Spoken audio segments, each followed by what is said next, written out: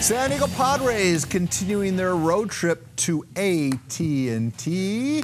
When your baseball team is 25 games back with 68 to play, there isn't much need to dwell on the highlights. Madison Bumgarner making his first start since the infamous dirt bike accident. Hunter Renfroe says, "Hey, Madison, good to see you." Takes him to the seats in the second, number 17 for Hunter. And Spangy takes Madison to the seats in the seventh, right along with Corey Spangenberg's monster shot, his eighth. And from there, the bullpen does its thing. Say goodnight, Madison, after giving up 2 home runs. Buchter, Hand, and Brandon Maurer worked 3 scoreless innings.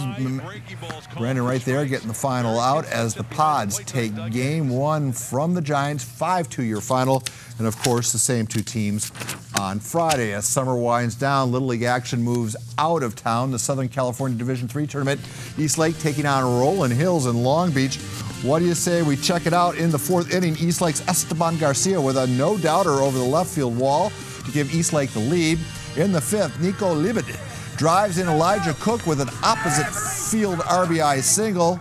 That seals the deal for the local boys. Jose Martinez making the trip for us. Thank you, Jose. Final score, Eastlake 7, Rolling Hills 2. It just feels great. We came from behind. I knew our team could do it. Just really, really special. We have 1 through 14 are just all great players. We're just telling each other to just get base hits. We need base runners a lot, and we just need to get the bat on the ball. A week from Friday, the 16th annual Shoot to Cure fundraiser will tip off at a brand new location. KUSI Sports will try to improve on their 4th place finish in a continuing campaign to wipe out Huntington disease. San Diegans will gather at Liberty Station to test their ability to shoot free throws quickly while eating and drinking to their heart's content. Oh, everybody knows this fight is personal for Bill Johnston. He was in studio on Thursday. It's just a fun party. It's a great party with all the food and drinks you can consume. And the fun part of it, the entertainment, is the speed free throw shooting competition. But it's really a lighthearted, fun event where teams of 5 shoot and try to make as many free throws as they can in 3 minutes, and they alternate shots. But this year we're having something new, something different. We're having an individual contest where anybody off the street can walk in, come to the event, pay at the door, sign up now if they want, and they get a chance to enter the individual contest, and we've got some great prizes for that as well. When you see pictures like we're going to show you coming up, when you see people burning stuff out in the parking lot, a place where you went to work, how much does that hurt? I mean, I know you feel the community pain, right? I mean, sure. I mean, I've worked for the organization 38 years. I have great memories and fond memories of working with so many good people there, and so many experiences that I dreamed of doing as a kid and being a part of. But it's really just, it's sad. It makes me sad to see how it ended up. So when you heard the news of Mike Williams might miss the year, that's the big scuttlebutt, did you say, oh, geez, this is one day I don't have to be answering a barrage of phone calls? I've had my share of those. Yeah, I mean, do you ever start to think the organization was cursed a little bit?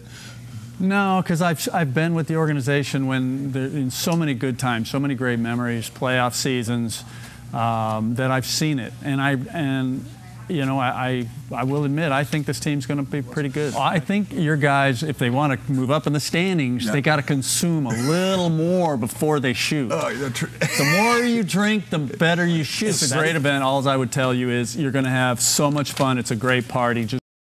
And while we dream of the stadium that will never be, the Atlanta Falcons are about to unveil the next NFL Palace.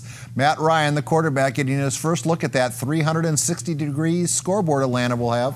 It looks awesome. I can only imagine. When this goes to replay or entertainment mode, then it's craziness. Yeah. Because you can do 360, anything you want. The whole board. You can take a car and start it there and have it drive as fast as you want and end up there. Right? So that's really crazy. It's crazy. Crazy indeed. Before Trey Lomex and Micah Holder became the starting safety and wide receiver for the San Diego State Aztecs, they were prep stars. Brandon Stone sitting down with both to talk about their memories of the world they left behind. How involved do you stay in the current prep football world around here?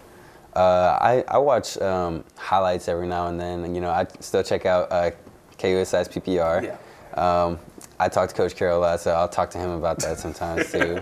When he was my coach, I'd never expect him to do that, just because like I always see him as Coach Carroll, and then when he had the Carroll's Corner thing, it's pretty fun. Do you think if the transfer rule existed back when you played the way it exists now, do you think you would have finished your school time where you ended it? No, I mean, after 8th grade, I was considering going to Cathedral or Saints, for athletic purposes, but I ultimately stayed home just because, I felt like I owed it to the kids I grew up with. I understand it's different now, but yeah, when I grew up, if those rules still existed, I probably still would have went to Mary Mesa. They have a better chance at going to college, getting a free ride, which is very important.